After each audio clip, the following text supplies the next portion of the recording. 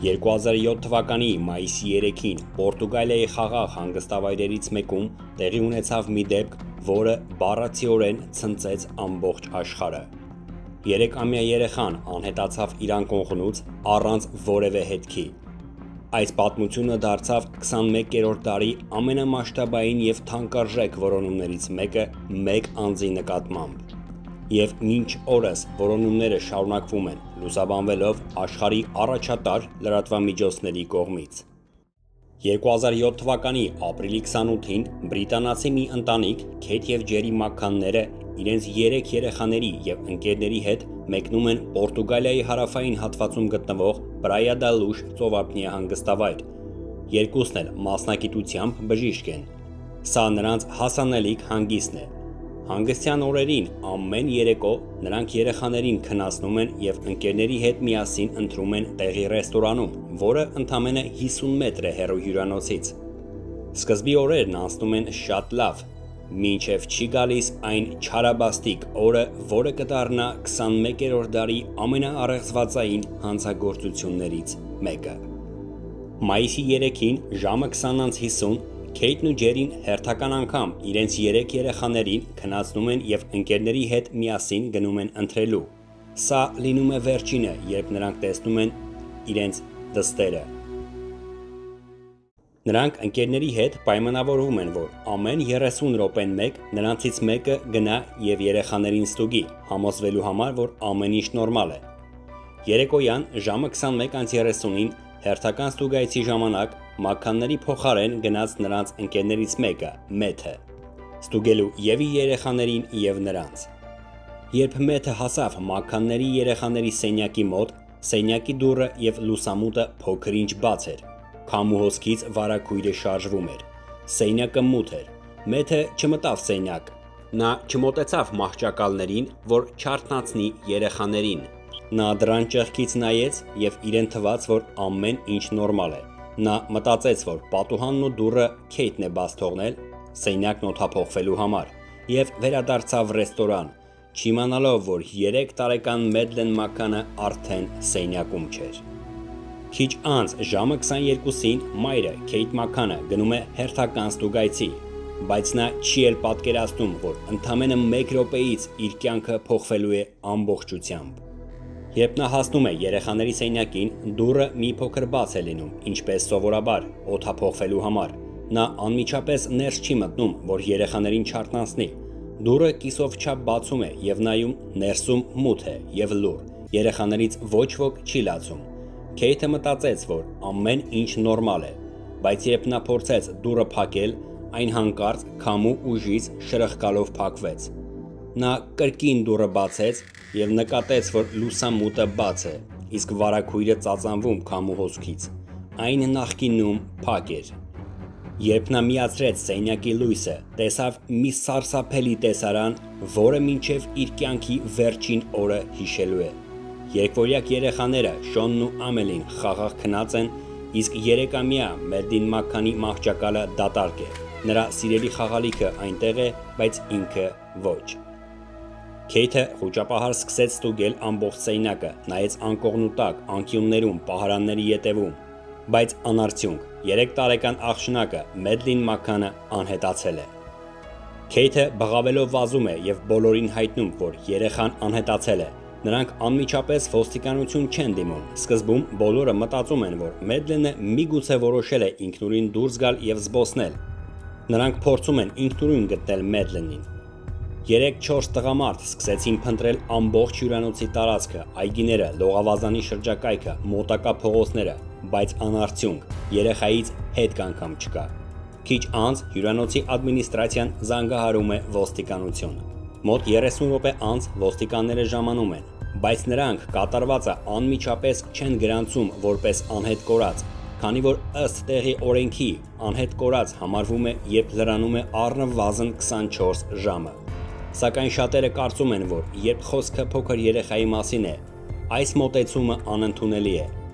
Թանկարժեք ժամանակն անցնում է, Մեդլենին գտնելու ամեն րոպեն կարող է վճռորոշ լինել։ Սկզբում ոստիկանությունը նույնպես մտածում է, որ երեխան միգուցե ինքնուրույն դուրս է եկել զբոսնելու,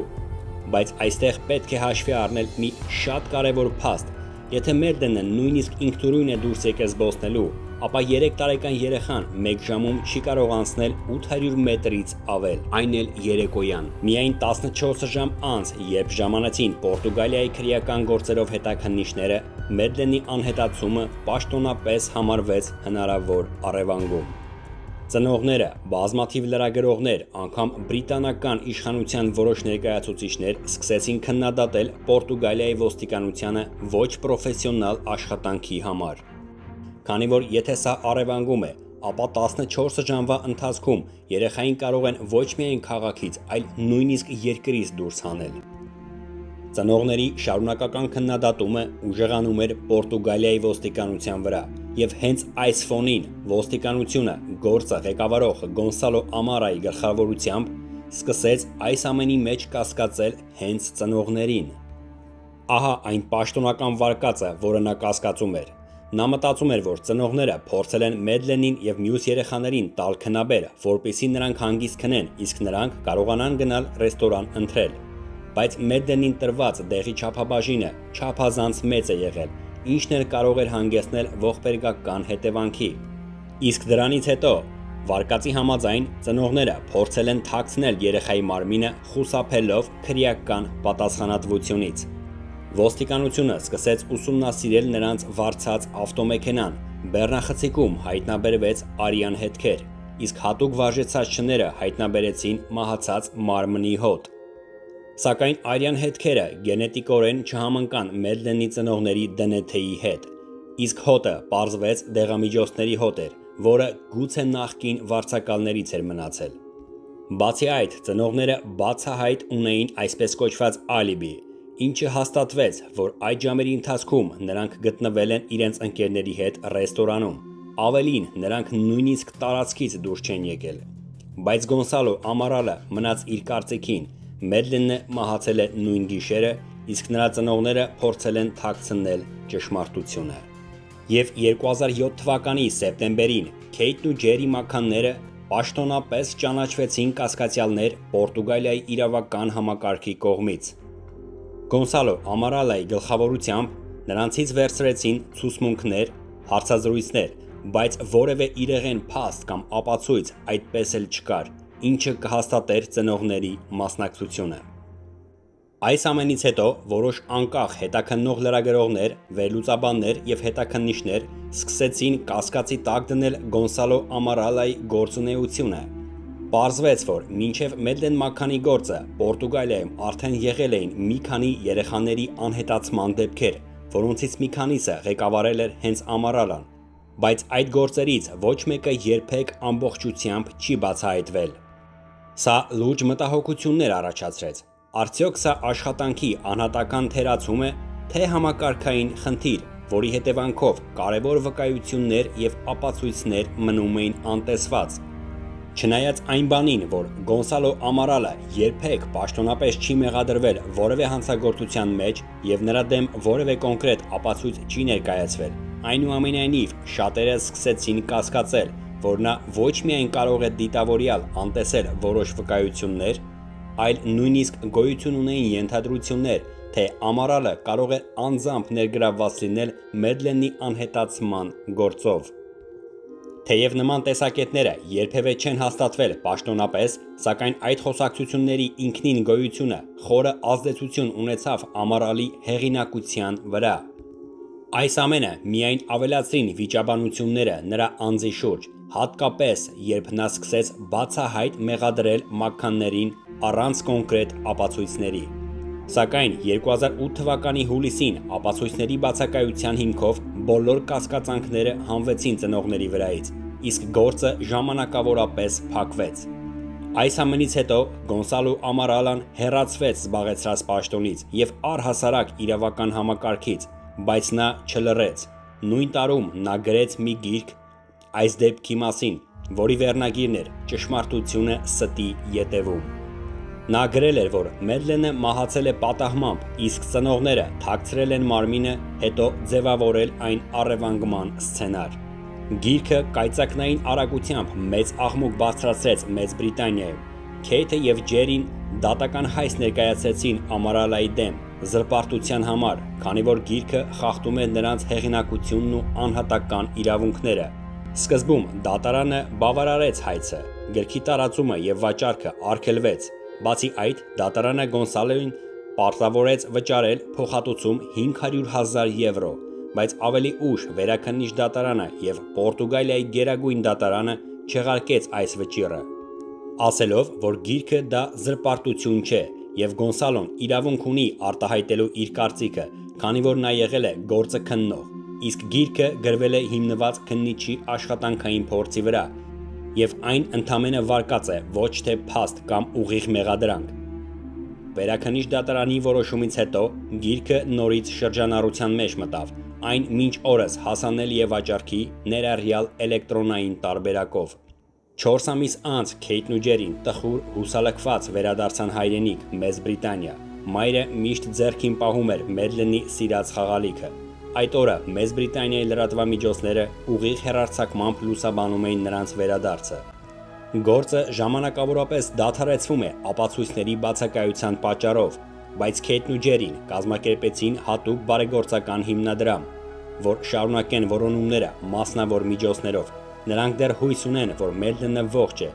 Մինչ նրանք կփորձեին իրենց ուժերով շարունակել որոնումները, դեպքից 13 տարի անց 2020 թվականին գործը նորից բացվեց։ Այս անգամ գործին միացան նաև Գերմանիայի իրավապահները։ Նրանք արեցին մի սենսացիոն հայտարարություն։ Գերմանիայի քննչական մարմինները առաջ քաշեցին մի վարկած, ըստ որի հնարավոր է Մեդլենը առևանգվել է մի մարդու կողմից, ով արդեն գտնվում է գերմանական բանտում մեկ այլ հանցագործության համար։ Հնարավոր կասկածյալը դա 47-ամյա գերմանացի Քրիստիան Բրյուկներն է, անձ, ով նախկինում բազմիցս դատապարտված է եղել։ Իսկ ամենակարևորը, նա այդ ժամանակահատվածում բնակվել է Պրայա դա Լուշում, մի ճամփորդական մեքենայի մեջ, որը կայանված էր ոչ հեռու այն հյուրանոցից, որտեղ մաքքաններն էին։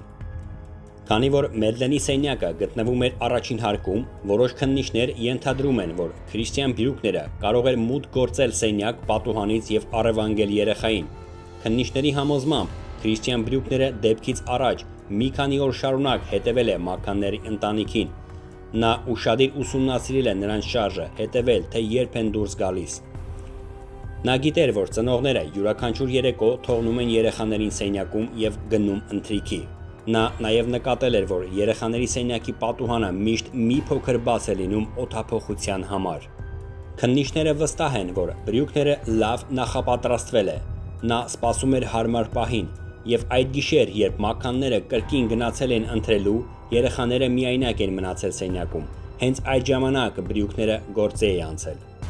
Սակայն քննության ամենասկզբում թույլ է տրվել մի լուրջ վրիպում։ Սենյակը, որտեղից Մեդլենը անհետացել էր, մինչ փորձաքննությունը սկսվել է, մուտք էին գործել մի քանի տասնյակ մարդիկ, հյուրանոցի աշխատակիցներ, հարազատներ եւ այլ մարդիկ։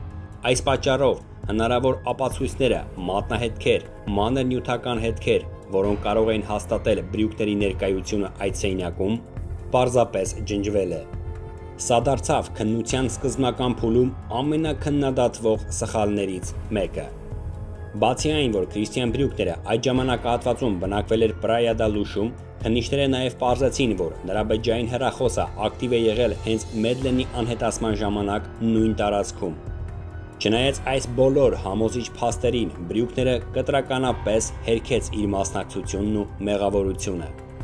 Գերմանացի քննիչները երկար ամիսներ ուսումնասիրեցին Քրիստիան Բրյուկների անցյալը, հուսալով գտնել որևէ ուղղակի ապացույց, որը նրան կկապեր Մեդլեն Մաքքանի անհետացման հետ։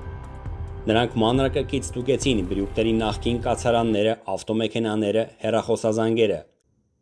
Սակայն որևէ ուղիղ ապացույց, որը կփաստեր Բրյուկների մասնակցությունը կամ մեղավորությունը երեխայի առևանգման մեջ, չհայտնաբերվեց ոչ կացարաններում, ոչ ավտոմեքենաներում, ոչ էլ որևէ բիոլոգիական նշույլ։ Չնայած այս ամենին, մի շարք քննիչներ եւ փորձագետներ շարունակում են պնդել, որ հենց Բրյուկներն է հանդիսանում Մեդլենի անհետացման գլխավոր կասկածյալը։ Այդ գիշեր կար նաև մի վկա, մի իռլանդացի տղամարդ, ով ժամը մոտ 22:15-ին տեսել էր մի տղամարդու, ով գրկած մի աղջիկ երեխայի քայլում էր փողոցով։ Երեխան հագած էր վարդագույն գիշերանոց, այնպես ինչպես Մեդլին Մաքքանը։ Նկատելուն պես տղամարդը արագ քայլերով հեռացավ։ Ամեն ինչ այնպիսի տեսք ուներ, կարծես նա շտապում էր, միևնույն ժամանակ զգալիորեն նյարդային էր։ Այդ տղամարդու բացատրանքի հիման վրա պատրաստվեց ֆոտորոբոտ, որը մեծ նմանություն ուներ Քրիստիան Բրյուքներին։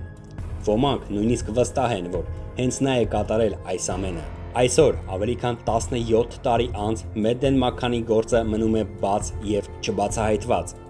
Բրյուքները ներկապահին գտնվում է բանտում այլ հանցագործությունների համար։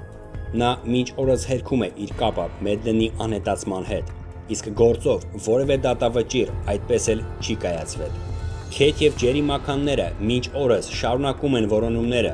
իրենց անձնական միջոցներով։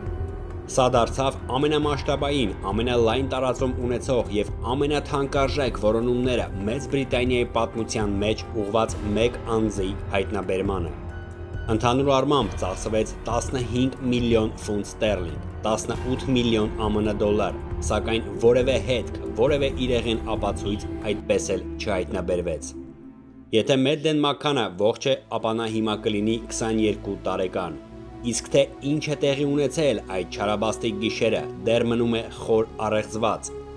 բայց հույսը չի մարում, որ այն միգուցե ապագայում ստանա իր լիարժեք պատասխանը, իսկ մեղավորները կանգնեն արդարադատության առջև։ Եվ քանզի ապացուցված չէ հակառակը, ծնողները Քեյթն ու Ջերին դեռ հուսով են, որ իրենց դուստրը կենդանի է եւ հավատում են, որ մի գեղեցիկ օր նա տուն կվերադառնա։ Հարգելի բարեկամներ, շնորհակալություն ուշադրության համար, կհանդիպենք ցտեսություն։